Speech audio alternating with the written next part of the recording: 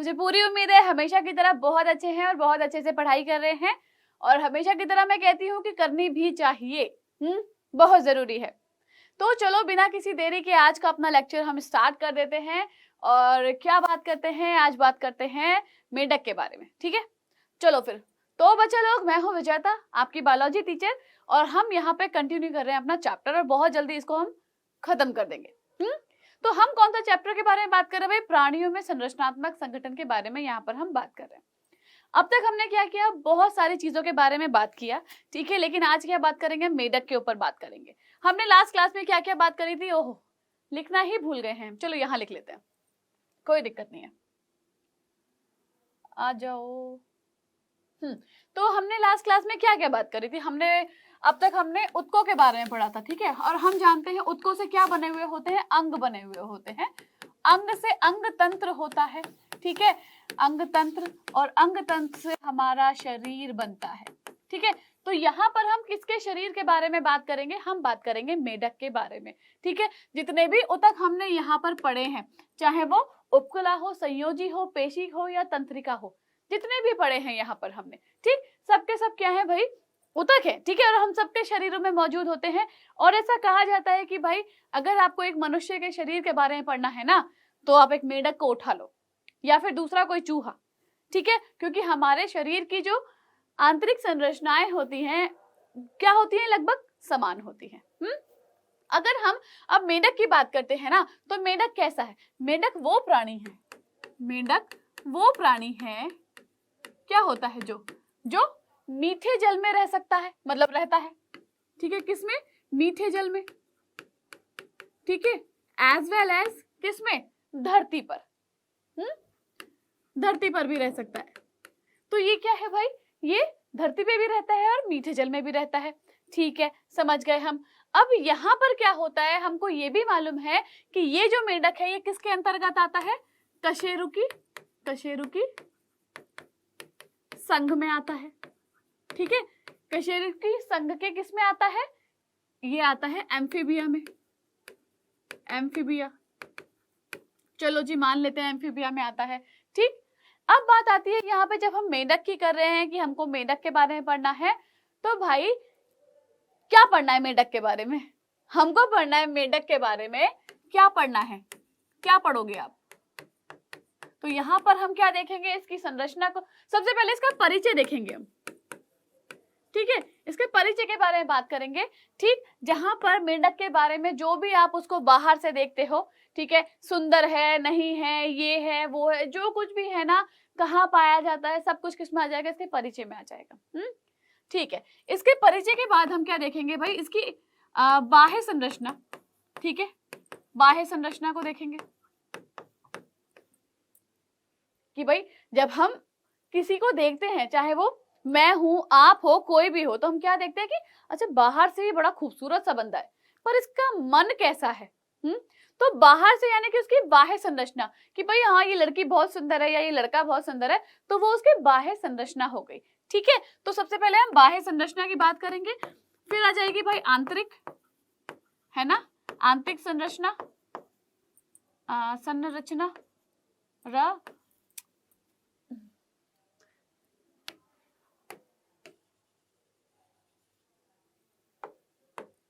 आंतरिक संरचना आ जाएगी, ठीक है। अब आंतरिक संरचना में क्या भाई, कि उसका मन कैसा है, ये देखोगे? नहीं ना, कि भाई उसके शरीर के अंदर क्या क्या है, क्या क्या प्रोसेस चल रहे हैं, कौन कौन से अंग हैं, कौन कौन से अंग तंत्र हैं, ये सारी चीजें पढ़ोगे, है ना। तो यहाँ पर वो सब किस में आ जाएगा? पूरा तंत्र सिस्टम जो है, पूरा जो तंत्र है, सारे के सारे तंत्र इसमें आ जाएंगे, ठीक है, क्लियर। तो ये चीजें हमको देखनी है कि भाई हम इससे क्या देखेंगे? परिचय, बाह्य संरचना और आंतरिक संरचना, ठीक है। आंतरिक संरचना में हम इसके सारे तंत्रों के बारे में बात करेंगे, ठीक है। आंतरिक संरचना में सारे तंत्रों के बारे में हम बात करेंगे। लो तंत्र लिख देती हूँ, तंत्रों के बारे में बात करेंगे। चलो फिर, ठीक। अब यहाँ पर चलो हम यहाँ पर, ठीक है, ये सारी चीजें पढ़ लेंगे। लेकिन अगर मैं आपसे पूछूं कि भाई कौन से मेंढक में पढ़ोगे? ये सब पढ़ तो लोगे, क्योंकि मेंढक तो बहुत सारी प्रजाति, मतलब मेंढक की तो बहुत सारी प्रजातियां हैं। सवाल यहाँ पर आएगा कौन सा मेंढक? तो भाई हम जो है क्या पढ़ते हैं, सिर्फ हम एक ही मेंढक के बारे में पढ़ते हैं जो सिर्फ और सिर्फ हमारे भारत में पाया जाता है, जिसका नाम क्या है, राणा टिग्रीना। ये सब पढ़ेंगे हम किसमें, जो क्या है भारत में सामान्य जाति, भारत में सामान्य जाति कौन सी पाई जाती है, बताओ जल्दी जल्दी कमेंट में बताओ, जल्दी जल्दी कमेंट में बताओ किसको मालूम है कि भारत में सामान्य जाति कौन सी पाई जाती है, जिसका हम यहाँ पे अध्ययन करेंगे, जिसके बारे में हम पढ़ेंगे। बताओ फटाफट से कमेंट में, जल्दी जल्दी जल्दी, जिनको पता है वो लिखो, ये बतियाओ मत, लिखो लिखो लिखो, ठीक है। और जिनको नहीं पता है मैं बता देती हूँ कि भाई राणा टिग्रीना, राणा, बताओ डी क्या लिख रही हूं मैं, राणा टिग्रीना, ठीक है। ये है सामान्य जाति जो क्या है भारत में पाई जाती है, ठीक है। इसके बारे में हम क्या करते हैं, अध्ययन करते हैं। चलो अब इसको क्या है, इस अध्ययन को हम आगे बढ़ा देते हैं और बात करते हैं, देखो प्यारे से मेंढक की। मेंढक दिखने में तो सच में बहुत प्यारे से लगते हैं, लेकिन जब ये कूद के सामने आते हैं तो हम भी डर के मारे ऐसे हो जाते हैं, डर जाते हैं, कूद जाते हैं एकदम से, है ना, ऐसा ही होता है। तो चलो फिर अब दूसरी चीज क्या है कि भाई यहाँ पर हम कौन सा पेन उठाएं, चलो ये उठा लेते हैं, ठीक है। तो यहाँ पर भाई हमने क्या बात कर ली अभी तक, ये सारी चीजें देख ली है ना। चलो अच्छा, यहाँ पे एक चीज और भी है कि भाई आंतरिक संरचना के बाद, यानी कि आंतरिक क्या बोलते हैं, आकारिकी भी बोल सकते हैं, इसके बाद और चीजें भी आती हैं, जैसे कि क्या आती है, क्या आती है, जैसे कि बताओ, जैसे कि हम लोग क्या बोल सकते हैं, तंत्र हमने सारे बता दिए कि सारे सारे तंत्र इसमें इंक्लूड हो जाएंगे। उसके बाद यहाँ पर आएगा निषेचन की क्रिया, ठीक है, ये भूल गई बताना, निषेचन भी आता है यहाँ पर, ठीक है, निषेचन भी आता है। तो भाई अगर हमने तंत्रों की बात करी तो सारे के सारे तंत्र हैं, श्वसन तंत्र है, पाचन तंत्र है, उत्सर्जन तंत्र है, ठीक है, जब और जनन तंत्र है। जब जनन तंत्र की बात हो रही है इसका मतलब वहां बच्चे पैदा हो रहे हैं, बच्चे पैदा हो रहे हैं, इसका मतलब वहां क्या हो रही है, निषेचन की क्रिया हो रही है, ठीक है। तो इसमें निषेचन भी पढ़ेंगे हम। आ जाओ आगे बढ़ जाते हैं। तो चलो अब हमने क्या बोला कि चलो मेंढक के बारे में बात कर ले। तो भाई जब मैंने बोला कि मेंढक जो है पानी में और जमीन पे दोनों में रह सकता है, इसका मतलब ये क्या हुआ, उभयचर हुआ, ठीक है। इसका मतलब क्या हुआ, ये उभयचर, ठीक है। क्या कहलाएगा ये, उभयचर वर्ग में आएगा इसका मतलब, ठीक है। किस में आया ये, उभयचर वर्ग में आया, ठीक है। तो उभयचर वर्ग में हमने बोला कि ये क्या है, उभयचर वर्ग में है, ठीक है। चलो ये मान लेते हैं। अब क्या बात करनी है इसके बारे में कि उभयचर वर्ग में आता है ये, ठीक है। और ये क्या करता है, उभयचर मतलब जल और स्थल दोनों पे रहता है। हमने ये बात करी कि किस में रहता है, ये जल में प्लस स्थल में। अब भाई दोनों जगह रहता है तो दोनों जगह के फायदे लेता है ये।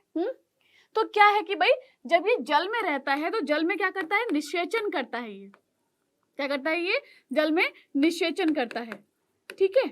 जल में रह के निषेचन करेगा और स्थल पे क्या करेगा, ये अपने भोजन की तलाश करेगा, उस खाने पीने के लिए चाहिए उसको, ठीक है। बेचारा भूखा थोड़ी मरेगा, है ना, ठीक है।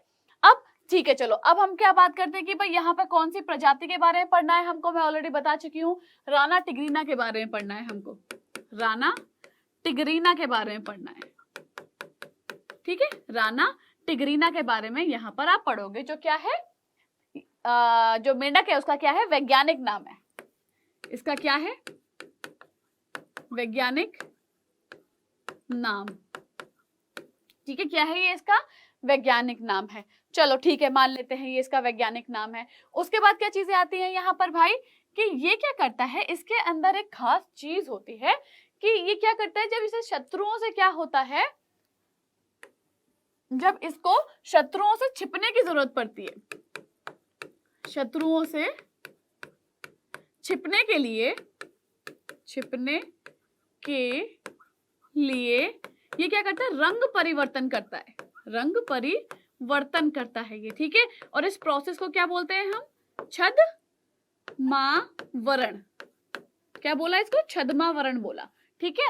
और ये जो रक्षात्मक रंग परिवर्तन है, ये क्या है, रक्षात्मक रंग परिवर्तन कहलाता है। ये क्या कहलाया, ये रक्षात्मक रंग परिवर्तन, ठीक है। ये जो है, ये जो क्रिया होती है, ये जो क्रिया है, परिवर्तन क्रिया है, ये क्या कहलाती है? ये कहलाती है आपकी अनुहरण, ठीक है, जिसको हम क्या बोलते हैं? मिमिक्री, ठीक है, मिमिक्री कहते हैं जिसको, ठीक है। मिमिक्री वो किसी के नकल उतारना नहीं, ठीक है। एक तरीके से ऐसे ही समझ लो कि भाई इसने अपना रंग को बदल लिया, मतलब कि अगर हरे रंग का वहां पत्ते हैं तो ये हरे रंग में चला गया है, ठीक है, तो उसकी मिमिक्री करना ही हुआ। क्योंकि मिमिक्री बेसिकली क्या होता है कि अगर मैं हंस रही हूँ जोर जोर से, तो आप में से कोई क्या कर रहा है? मेरी मिमिक्री कर रहा है, मेरी तरह हंस रहा है। तो वही सेम चीज बोल सकते हो कि अगर वो हरे पत्तों के बीच में, तो हरे पत्ता बन रहा है, मतलब हरा पत्ता नहीं बन रहा है, हरा रंग ले रहा है, ठीक है, उसकी तरह। चलो ठीक है, ये हो गया। अब इसके बाद क्या है कि भाई इसके शरीर की अगर हम ताप की बात करते हैं ना, तो ताप क्या है इसका? स्थिर होता है।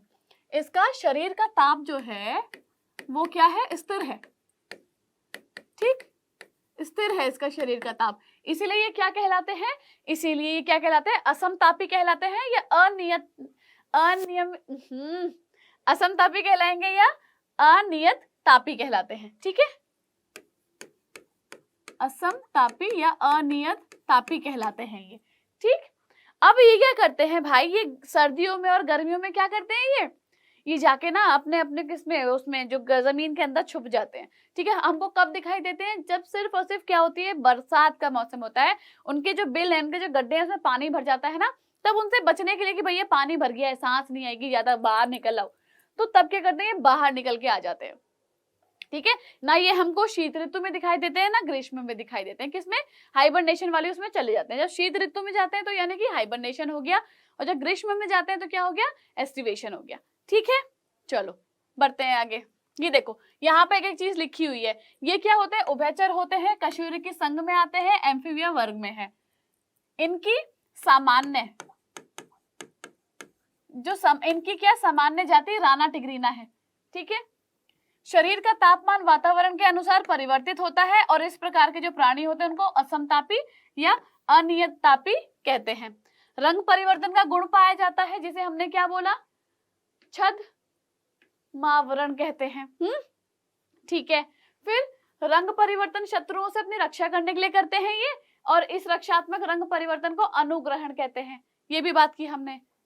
सर्दी और गर्मी में अपनी रक्षा के लिए गड्ढों में चले जाते हैं, और इस प्रक्रिया को शीत निष्क्रियता यानी कि हाइबरनेशन, और ग्रीष्म में जो होता है उसे एस्टिवेशन कहते हैं, ठीक है। इतनी बात क्लियर सबको?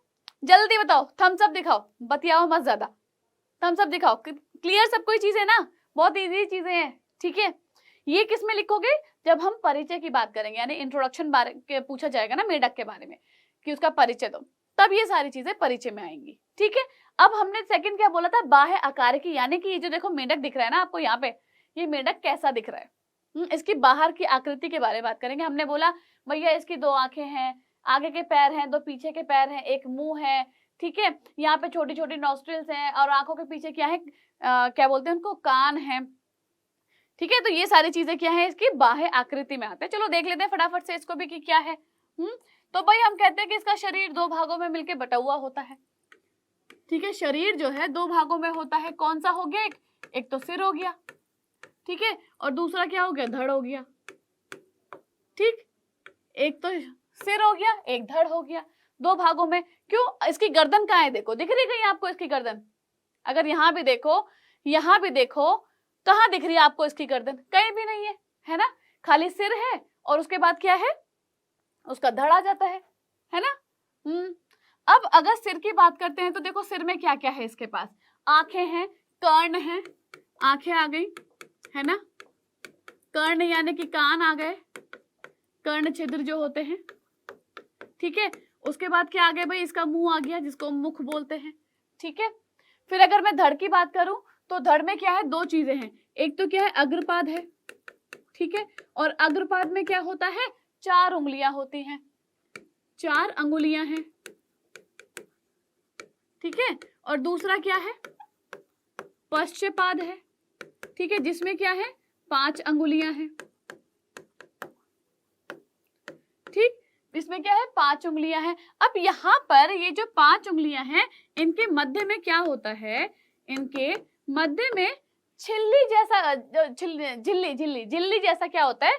इनके बीच में क्या होता है? झिल्ली इनके बीच में क्या होता है, झिल्ली मौजूद होती है एक, ठीक है, झिल्ली का जाल बोल सकते हो, ठीक है, जो किस में मदद करता है, इनके तैरने में मदद करता है और कूदने में मदद करता है,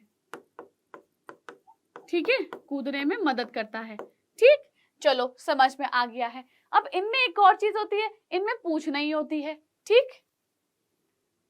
इनमें क्या है, पूंछ नहीं होती है, लो जी, पूंछ नहीं होती है। त्वचा की बात करें तो कभी आपने मेंढक को पकड़ा होगा तो आपको उस पे ऊपर चिपचिपा सा लगा होगा, ठीक है, चिपचिपा लगा होगा आपको, ठीक है, तो वो चिपचिपापन किसकी वजह से है भाई, श्लेष्मा की वजह से, यानी जिसको हम म्यूकस बोलते हैं, ठीक है। और क्या होता है, शरीर के ऊपर क्या होते हैं, धब्बे होते हैं, गाढ़े गाढ़े हरे रंग के या काले रंग के धब्बे होते हैं, ठीक है। चलो ये इसकी बाह्य आकृति हो गई है ना, ये देखो ये क्या है, हाँ बाह्य आकृति तो है ये, ठीक है। देखो कितने आराम से पढ़े, देखो सांस ले रहा है कैसे, कितना प्यारा सा लग रहा है, रेस्टिंग मोड पे है ये, है ना। आप लोगों के लिए इतने प्यार से मैं पीपीटी बना के लाती हूँ ना कि उसमें कुछ ना कुछ इंटरेस्टिंग सा डाल के कि आपको मजा आए, और आप लोगों के पढ़ने में ध्यान ही नहीं देते हो यार, ऐसा क्यों करते हो, हैं।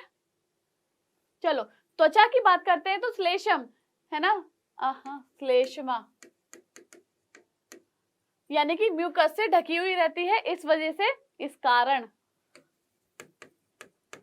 क्या है, ये चिकनी तथा फिसलनी होती है, मतलब कि आर्द्र होती है इसकी स्किन को, मतलब आर्द्रता वहां पे बनाए रखने के लिए।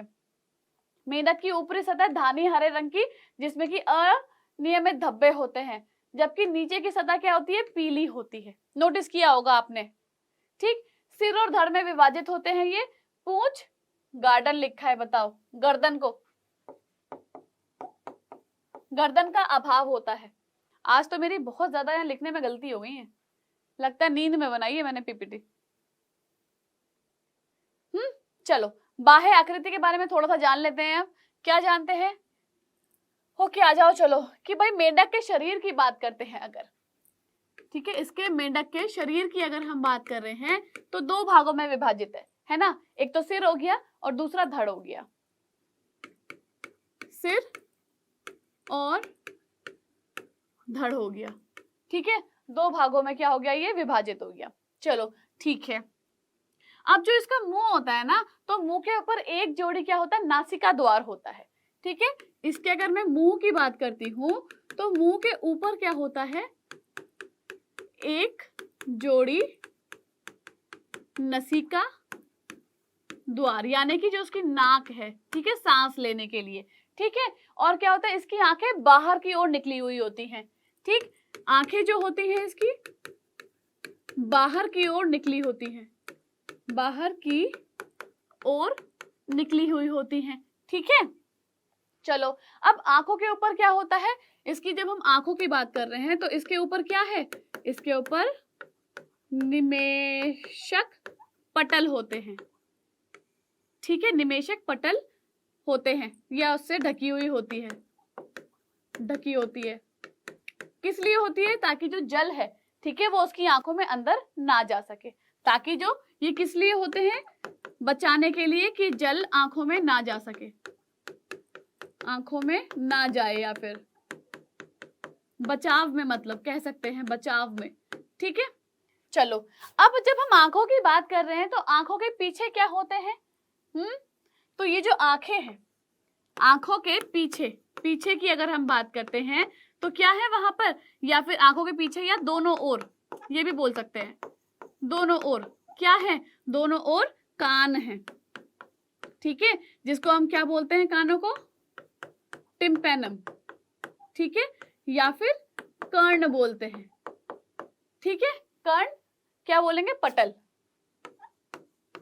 ठीक है, कर्ण पटल होते हैं, ठीक है।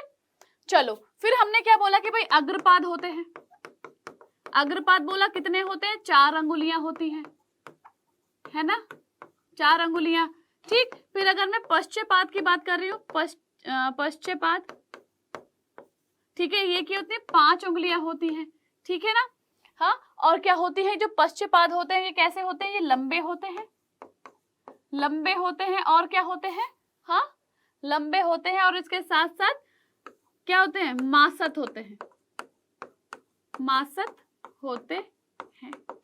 ठीक है, क्लियर इतनी बात सबको? चलो आंतरिक संरचना के ऊपर आ जाते हैं। अब आंतरिक मतलब जो इसके शरीर के अंदर चीजें पाई जा रही हैं उनकी बात करें, अंगों के बारे में बात करें, अंग तंत्र के बारे में बात कर रहे हैं। तो अगर मैं आंतरिक बोल रही हूँ इसका मतलब क्या, हमने इसकी एनाटॉमी की बात कर रहे हैं, एनाटॉमी की बात कर रहे हैं हम इसकी। ठीक है, तो इसके शरीर में क्या क्या आ गया है भाई? इसके शरीर में क्या क्या आ गया? पाचन तंत्र आ गया है, पाचन तंत्र आ गया है, और क्या आ गया है? श्वसन तंत्र आ गया है, श्वसन तंत्र आ गया है। ठीक है, फिर क्या है? तंत्रिका तंत्र है। ठीक है, और भी बहुत सारे आ जाएंगे। जनन तंत्र आ गया है, जनन तंत्र आ गया है। ठीक है, और कौन से तंत्र आ जाएंगे भाई? बताओ जल्दी। परिसंचरण तंत्र आ जाएगा, परिसंचरण तंत्र आ जाएगा। ठीक है, तो ऐसी चीज के अंदर क्या आएंगे? सारे तंत्र इसके अंदर आएंगे। चलो फिर भाई सबसे पहले हम शुरुआत कर देते हैं अपने पाचन तंत्र के साथ। ठीक है, इसके पाचन तंत्र को देखते हैं। अब हमने क्या बोला कि भाई हम कहते हैं कि जो पाचन तंत्र है, मतलब जो मेंढक है, मेंढक के अंदर का जो तंत्र सिस्टम है ना, मतलब तंत्र सिस्टम, तंत्र मतलब तो सिस्टम होता है, क्या बोलेंगे उसको? अंग तंत्र जो होता है, यानी कि जो ऑर्गन सिस्टम है वो कैसा है? मनुष्य की तरह होता है। ठीक है, तो फिर हम अगर एक मेंढक को काट के देखेंगे और एक मनुष्य के शरीर को काट के देखेंगे तो एक सा लगभग दिखाई देगा। चलो थोड़ा सा जान लेते हैं इसके बारे में। जब हम पाचन तंत्र की बात कर रहे हैं यहाँ पर, तो भाई क्या होता है कि सबसे पहले क्या करेगा? जीवा से क्या, जो जीभ होती है, जीभ से भोजन को क्या करेगा? अंदर लेगा, भोजन को क्या करेगा? अंदर करेगा अपने मुंह में। ठीक है, तो कहाँ गया भोजन? भोजन गया उसके मुख में गया। ठीक है, मुख में जाने के बाद क्या होगा बताओ जल्दी? जीभ से उसने भोजन को अंदर लिया, वो मुख में गया, मुख के बाद कहाँ जाएगा? ये जाएगा मुख गुहा में आता है ये। ठीक है, मुख गुहा में आता है क्या? भोजन। ठीक है, अब ये भोजन कहाँ जाएगा? ये जाएगा ग्रसिका में। ठीक है, कहाँ गया? ग्रसिका में गया। ठीक है, ग्रसिका में गया। अब ग्रसिका से जाने के बाद कहाँ जाएगा? ये आमाशय में जाएगा। ठीक है, आमाशय।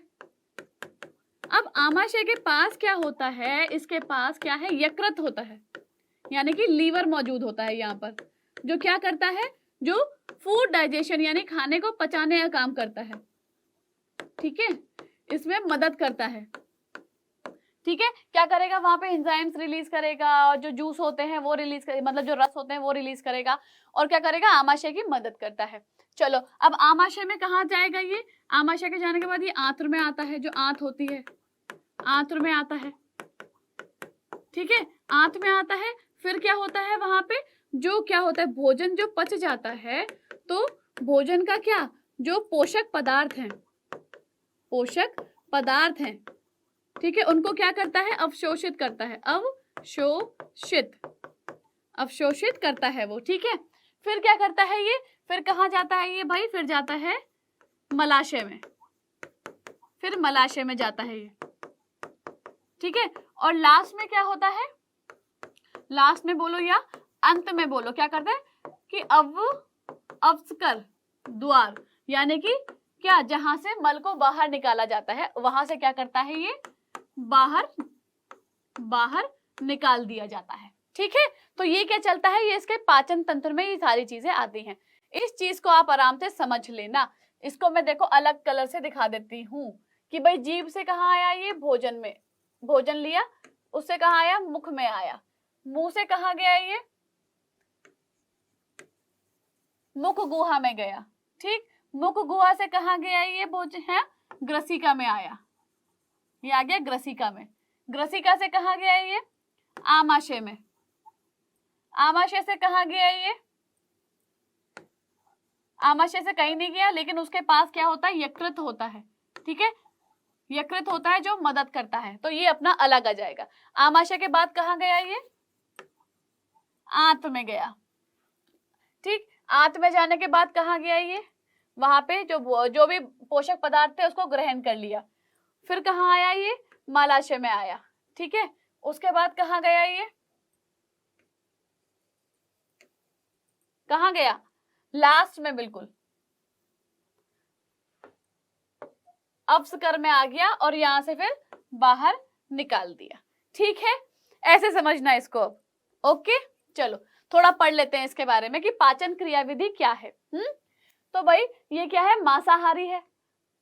ठीक, कीट पतंगों को जीभ द्वारा पकड़कर क्या करता है, मुख गुहा, अरे बाप रे, मुख गुहा में ले जाता है। ठीक है, जीभ बाहर निकाल के एकदम कीट को पकड़ लेता है, जहां से ग्रसनी व ग्रसिका से होते हुए आमाशय, आमाशय की दीवारों से HCl व पाचक रसों का स्राव होता है। फिर अम्लीय माध्यम बनता है, वहां पर भोजन को क्या होता है, जीवाणु रहित बना देता है। HCl क्या करता है, यही तो काम करता है ना। जो यकृत होता है, यकृत पित्त रस का स्राव करता है, जो ग्रहणी में पहुंचकर वसा का पाचन करता है, यानी कि जो फैट होता है उसको डाइजेस्ट कर देता है। आमाशय रस स्रावित करता है, जिससे पाचक एंजाइम को कार्बोहाइड्रेट प्रोटीन का पाचन करते हैं ये। ठीक है, चलो फिर क्या होता है, जो पंचित भोजन होता है, ठीक है, वो आंत के सूक्ष्म कुरों द्वारा अवशोषित कर लिया जाता है। अर्धपचित काइम, यानी कि जिसको हम काइम, अर्धपचित जो होता है वो क्या कहलाता है, काइम कहलाता है। ठीक है, जो अपस्कर द्वार से क्या है, मल रूप में बाहर आ जाता है। मनुष्य में क्या होता है, एनएस होता है, जहां से क्या होता है, जो वेस्ट मटेरियल होता है वो मल जो होता है बाहर निकलता है। इनमें क्या होता है, अपस्कर होता है। चलो अब श्वसन तंत्र की यहाँ पे बात कर लेते हैं। ओके,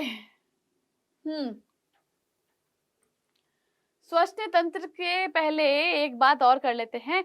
हम बोलते हैं कि भाई ये मांसाहारी प्राणी है। और क्या बोल सकते हैं इसको,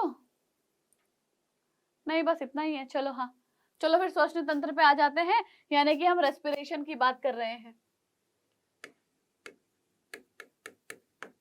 हम किसकी बात कर रहे हैं, रेस्पिरेशन की बात कर रहे हैं हम। ठीक है, अब रेस्पिरेशन यहाँ पे 3 तरीके से होता है रेस्पिरेशन। ठीक है, पहले कैसा होता है, पहला होता है त्वचीय, त्वचीय। ठीक है, पहला क्या हो गया, त्वचीय हो गया है।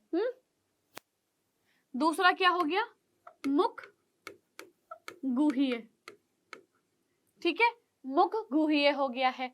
फिर तीसरा क्या हो गया, फुफ्फुसीय। ठीक है, यानी कि त्वचीय मतलब यहाँ स्किन से हो रहा है, ये माउथ से हो रहा है और ये लंग से हो रहा है। क्लियर इतनी चीजें। चलो, तो अगर इसके बारे में हम जानेंगे तो कैसे लिखेंगे, तो हम लिखेंगे भाई जो जलीय आवास से, यहाँ क्या होता है, जलीय आवास से त्वचीय श्वसन, त्वचीय श्वसन करता है ये। ठीक है, कब करता है, जब ये कहाँ होता है, जल में होता है, जल में होता है तब करता है ये। ठीक है, चलो ठीक है। अब मैं अगर यहाँ की बात करती हूँ, मुख गुहीय की बात कर रही हूँ यहाँ पर, तो यहाँ मुख गुहीय में क्या है भाई, ये जब थल में यानी कि जमीन में होता है तब क्या करता है, मुख गुहा, मुख गुहा से श्वसन करता है। ठीक है, मुख गुहा से श्वसन करता है। फिर हमारे पास क्या आता है, फिर हमारे पास फुफ्फुसीय है। ठीक, फुफ्फुसीय है, यहां क्या करेगा ये, जब ये थल पे होता है, जब ये थल यानी कि जमीन पे होता है तो क्या करता है ये, फेफड़े यानी कि लंग्स द्वारा भी श्वसन करता है। ठीक है, इतनी बात क्लियर सबको कि भाई जब जल में होगा तो त्वचा से करेगा, जमीन पे होगा तो मुंह से करेगा, और जब जमीन पे होगा तो ये क्या है, फेफड़ों से भी करता है। चलो थोड़ा आगे बढ़ते हैं। ठीक है, फिर से इनके बारे में लिखते हैं। अगर मैं त्वचीय की बात करती हूं तो यहाँ जल में जो ऑक्सीजन क्या होता है, डिसॉल्व होता है, घुल जाता है। जल में घुलित ऑक्सीजन क्या करता है, विसरण द्वारा विसरण द्वारा क्या होता है? त्वचा से विसरित होती है। ठीक है, त्वचीय में ये हो गया। फिर अगर मैं मुखगुह्य की बात कर रही हूं तो यहां पर क्या होगा? मुखगुह्य में यहां पर क्या होगा? यहां क्या होता है? मुख द्वारा ऑक्सीजन जो होता है वो ग्रहण की जाती है। ठीक, और क्या होता है? जो CO2 होता है यानी कि जो कार्बन डाइऑक्साइड होता है वो क्या करते हैं? बाहर निकलती है। किससे? दोनों के दोनों काम किससे हो रहे हैं? मुंह के द्वारा हो रहे हैं। ठीक है, चलो फिर अगर मैं फुफ्फुसीय यानी कि किसकी, लंग्स की बात कर रही हूं तो यहां पर जो फेफड़े हैं, ठीक है, यहां जो फेफड़े हैं वो क्या है? वक्ष भाग में अंडाकार, ठीक है, अंडाकार गुलाबी संरचना होती है ये। ठीक है, संरचना है। ठीक, जो क्या है? जिसमें क्या होता है? ऑक्सीजन यानी कि O2, जिसमें O2 नासा मार्ग से होते हुए प्रवेश करती है और CO2 बाहर। ठीक है, यहां पर ये होता है। इतनी बात कितने बच्चों को समझ में आ गई? फिर से समझा देती हूं कि त्वचीय में क्या है कि भाई जल में क्या करता है? ये स्किन से, अपनी त्वचा से श्वसन करता है। मुखगुह्य मतलब जब ये जमीन पे होता है, थल मतलब जमीन या धरती, ठीक है, धरती पे होता है तो मुखगुहा से श्वसन करता है। फिर थल यानी जमीन पे, धरती पे है तो ये फेफड़ों से भी करता है। जल में जो डिसॉल्व हो जाती है ऑक्सीजन, वो विसरण द्वारा त्वचा से विसरित होती है। मुख द्वारा ऑक्सीजन ग्रहण की जाती है और जो कार्बन डाइऑक्साइड होती है वो बाहर निकाली जाती है। फेफड़े क्या है? वक्ष भाग के अंडाकार गुलाबी संरचना होती है, ठीक, जिसमें O2 जो होती है यानी कि जो ऑक्सीजन होती है वो क्या होती है? नासा मार्ग से होते हुए प्रवेश करती है और जो कार्बन डाइऑक्साइड यानी C2 है वो बाहर जाती है। ठीक है, और इसी के साथ आज का लेक्चर खत्म। इसके आगे की बात करेंगे हम अपने आगे की क्लास में। ठीक है, उम्मीद करती हूँ कि क्लास को समझने में आपको दिक्कत नहीं होगी और मजा भी आया होगा।